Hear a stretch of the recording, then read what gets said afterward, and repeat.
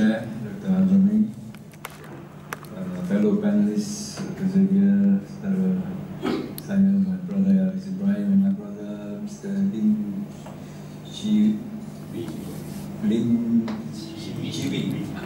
Cannot get it wrong.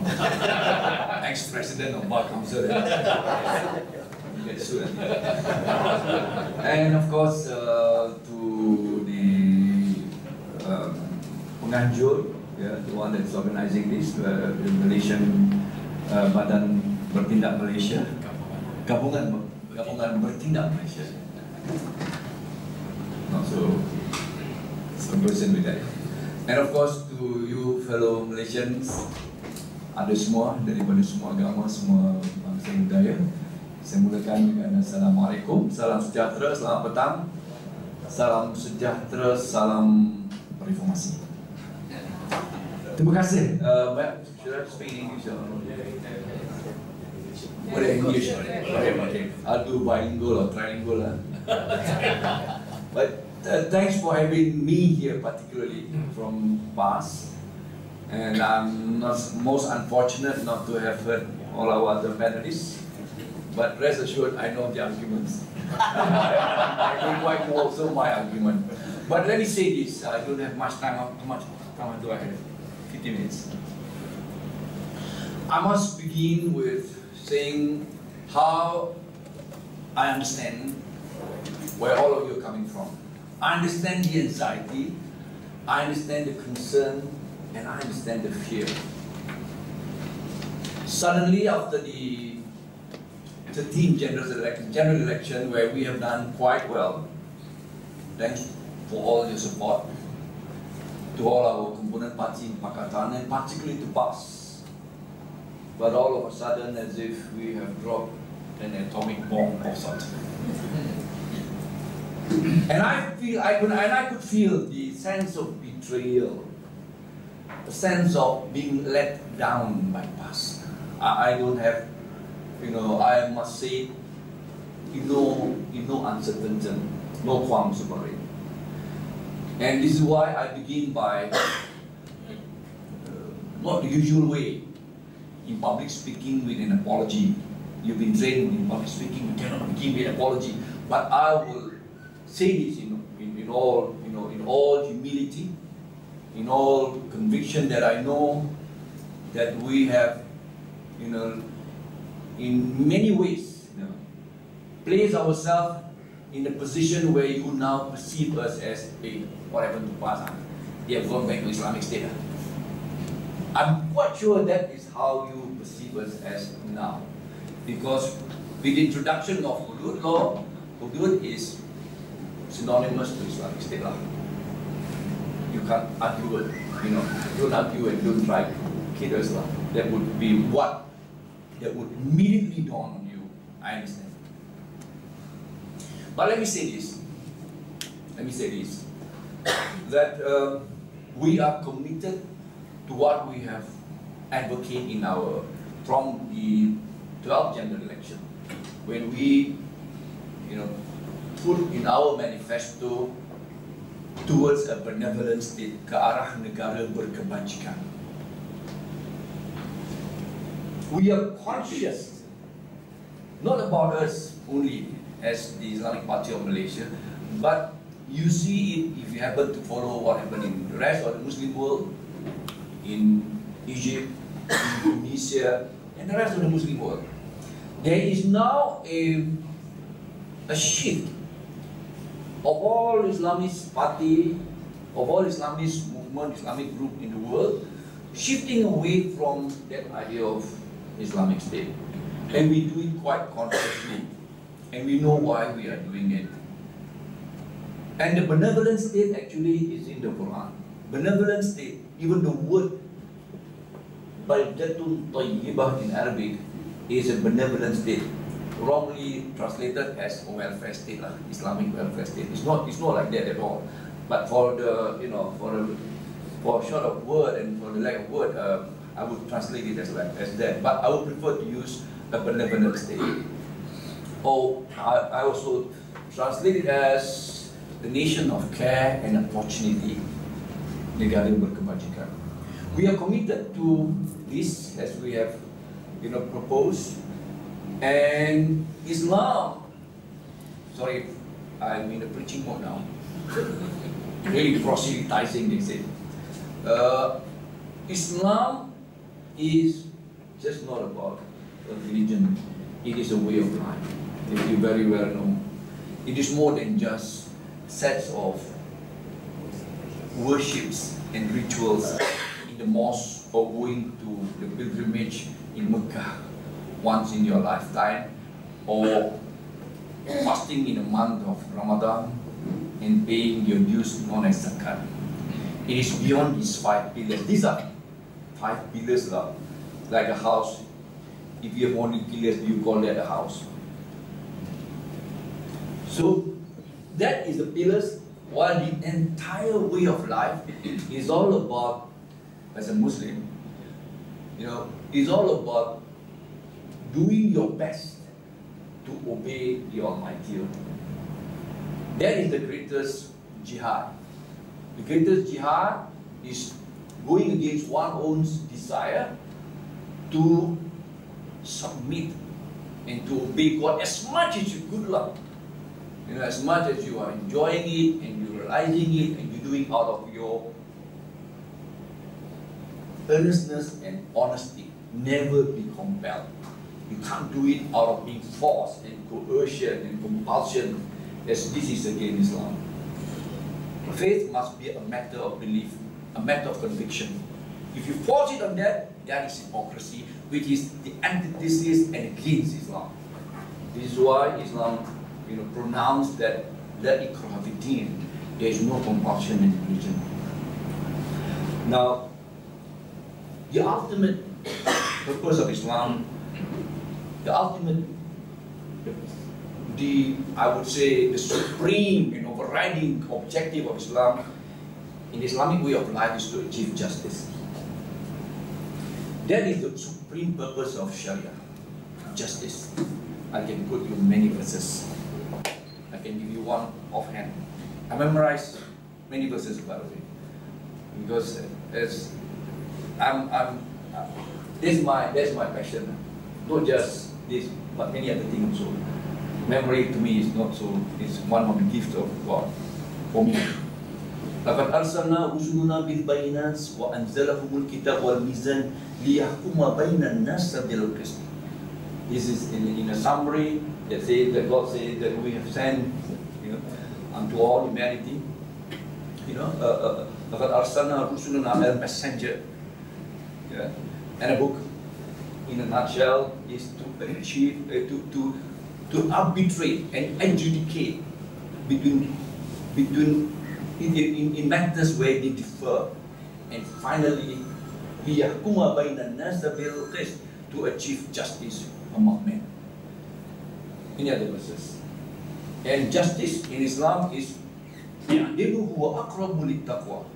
Be just, because just is synonymous to piety, righteousness. So, having said that, fellow Malaysian brothers and sisters, this is the supreme purpose of Islam. To have a way of life that is virtuous and to finally achieve justice for all. And the purpose of a government in Islam is stated clearly in another verse, that it is to achieve, وَاسْتَعْمَرَكُمْ فِيهَا, is to achieve prosperity for all. وَأَنْشَأَهُمْ مِنَ الْأَرْضِ وَاسْتَعْمَرَكُمْ فِيهَا. We, that is God Almighty, who have created you from earth, in another verse as the vicegerent of God on earth, to achieve what? To achieve wasta'amarakum fiha, prosperity, kemakmuran untuk semua, kesejahteraan untuk yang menghuni di atas muka bumi. So really, it's proselytizing. I'm really preaching. Because before I talk about hudud, I must put all this in context. If I am giving you an idea of a big picture, I'll tell you where hudud is. In the context of all this, yeah, Hudud forms a small but significant role in achieving justice. And it falls in the Islamic penal code. In the Islamic penal code, is divided into three. I think it must have been introduced here. Al-Hudud, Qisas, and Ta'zir. I won't go into that detail. But what I would like to go through is essentially how Hudud has been perceived as very, I know the kind of word that you use for Hudud. Severe is a very kind word. One of the usual word is barbaric. Extreme, brutal, and what I mean. I must tell you this, that there should not be any fear.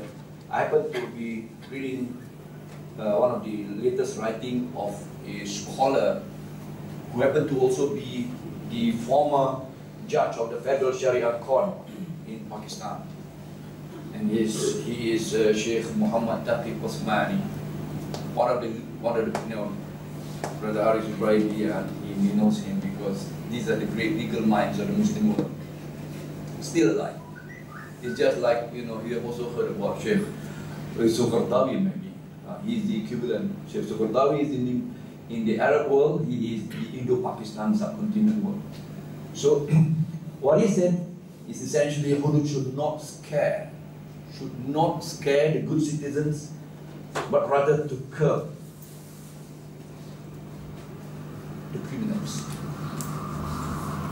Hudud is a punishment that has been, whose crime is described in the Holy Book, whose punishment is as well described in the Holy Book. And we just quickly go through this. It is, despite all the crimes there are, can be committed by men, Allah only chose 4, mentioned in the Holy Book of the Quran.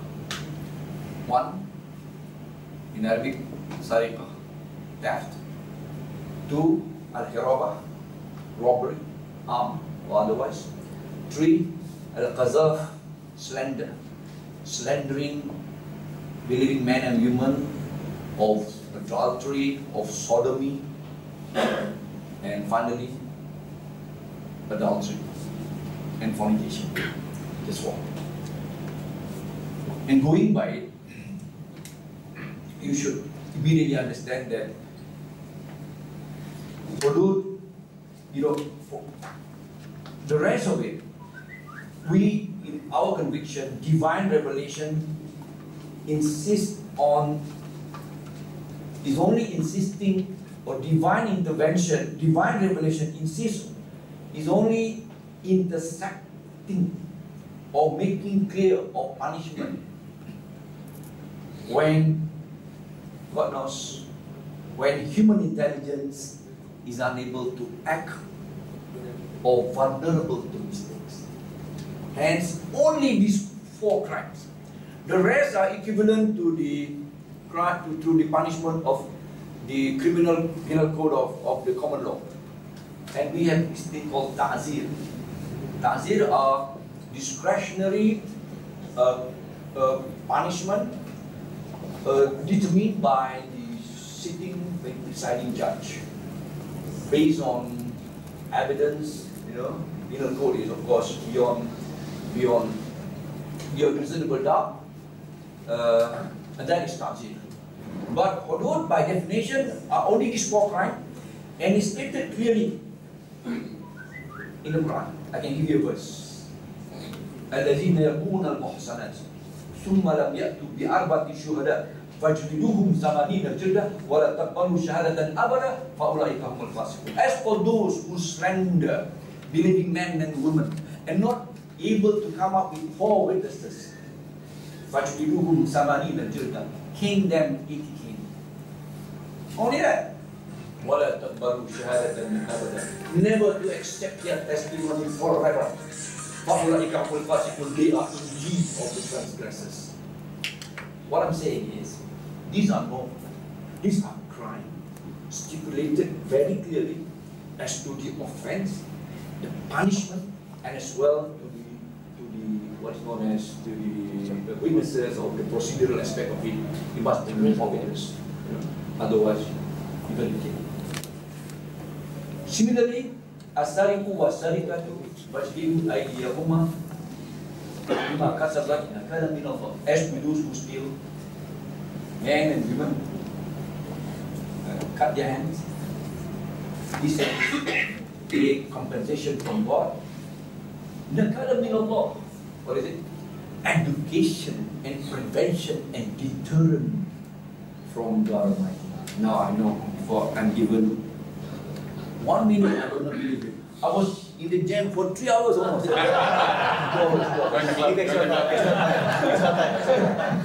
Injury time, I was injured in the car for waiting. Alright, now let me just put it all together as before I just do an abrupt landing. Therefore, what am I saying there is essentially, yes, you cannot come around to say that these are not Allah's hudud, this is the hudud. This is not Allah's hudud, this hudud pass. Now, let me tell you the difference. While these verses are clearly verses that do not, and in no uncertain term, specifying the crimes and the punishment, however, Sheikh Taqi Usmani himself has admitted that in the course of codification of the law, in the course of what is known in Arabic as a takneen, meaning when you are doing the drafting, surely there must be human intervention. And man being infallible would surely, infallible, and prone to mistake, would have, of course, shortcomings by way of the ordinance. And he, Sheikh Taqi Usmani, is admitting in his Pakistani ordinance as well. Now, why I'm saying that is, right now, even past, we have drafted, tabled, and endorsed the Sharia, the Islamic Penal Code of 1993 in Kelantan, almost 20 years ago. 1993, 21 years ago. However, we are now revisiting it. And of course, there's a lot to be revisited. And in all admission, we are in the process of revisiting this. Now let me say this, no qualms of it. I don't think it is, in our, incidentally, past has got the biggest number of lawyers in all three political parties. In any one sitting, 50 lawyers can be just, the deluge of lawyers can be just around, and they heavily scrutinize their opinions. Right. However, what I'm saying in short is, we are convinced that there is a role of hudud. Why? Because we are with the backdrop of this crime rate in Malaysia. Firstly, I must say that this hudud law is only on Muslim, and we are only limiting it to Kelantan. Although others will say that you cannot, you will snowball to other states. But in so far as we are concerned, we are convinced that we should, through democratic process, through legislative process, we cannot force it. We cannot do it through backdoor implementation. We are going to get it endorsed, legislated, and tabled and endorsed. However, we believe that, we implore you, we are requesting that people of other faith, I don't like to call them non-Muslim, they are the Christian, Buddhists, Hindus, and others, to allow us the opportunity. Because we believe, and all Muslims would believe that given the opportunity, because it is a divine law, and necessarily, of course, we have to, we must believe that it would be the best only informed methods. And we are also looking at maybe one or two for a start. We want to see an incremental implementation. Because once I was challenged, and in fact I challenged our YB, I don't have to mention her name.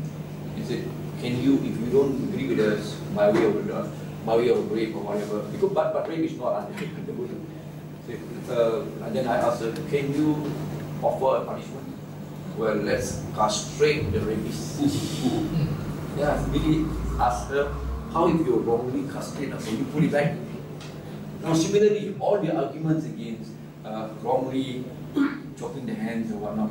But let me tell you, I've got a lot more details to go through, but I don't think I will be able to do it in the first round. Now, it is very stringent. Any form of implementation of this law, particularly over Hudud law. Hudud law is just not about your reasonable doubt. Hudud law is about beyond a shadow of doubt. The burden of proof is absolute certainty. Any amount of doubt, any iota of doubt, Adrahul Hudud is Shubahat. Hudud is going to be, dropped. And they go to Ta'zir. They go to Ta'zir, which is the, the discretionary way of the common law as well. So, I think I've said what I need to say for the first round. And if in terms of that, 15 requirements to go through. For example, the amount is not meant for those who curi ayam, curi lembu, it's not like that at all. When it's mentioned in the verse, as-sariqu was-sariqatu, the exegesis or the translation or the tafsir of it is actually a habitual, compulsive thieves. Not someone like, and of course, if someone still out of being sort of induced into it, firstly, where was the thief armed? How much? To whom? Why did he do it? In the sense that if it's done out of needs, out of poverty, no. Okay, let me just end with that. Actually, there's more interesting thing on this, which I would like to talk on. While Hudud talks about this kind of theft and robbery, I think we are more concerned with the embezzlement of millions and billions of ringgit by the white collar crime. I think